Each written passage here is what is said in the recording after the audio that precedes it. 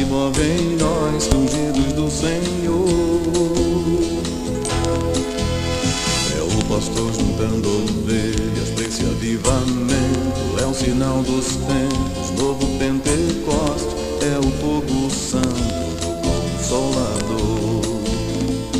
Deixa queimar essa fogueira santa, porque esse fogo não se apagará.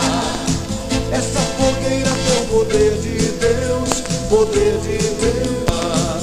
Deixa queimar essa fogueira santa, porque esse fogo não se apagará. Essa fogueira tem o poder de Deus, poder de Deus nesse lugar.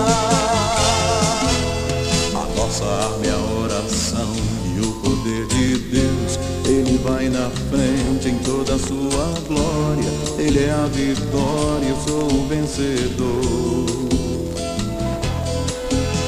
E foi com oração que Elias pôde abrir os céus e o fogo foi caindo com o poder do alto e acendendo o altar com o fogo do Senhor. Deixa queimar essa fogueira santa, porque esse fogo não se apagará.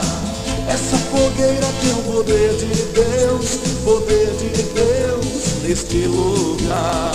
Deixa queimar essa fogueira santa, porque esse fogo não se apagará. Essa fogueira tem o poder de Deus, poder de Deus neste lugar.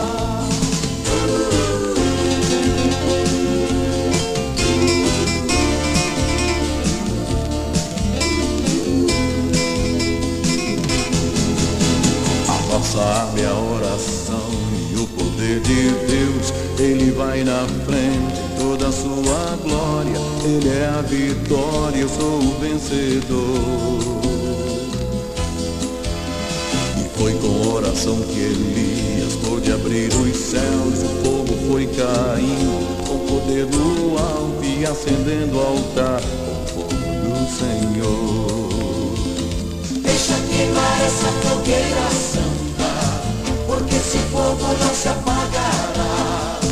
Essa fogueira tem o poder de Deus, poder de Deus neste lugar. Deixa queimar essa fogueira santa, porque esse fogo não se apagará. Essa fogueira tem o poder de Deus, poder de Deus neste lugar.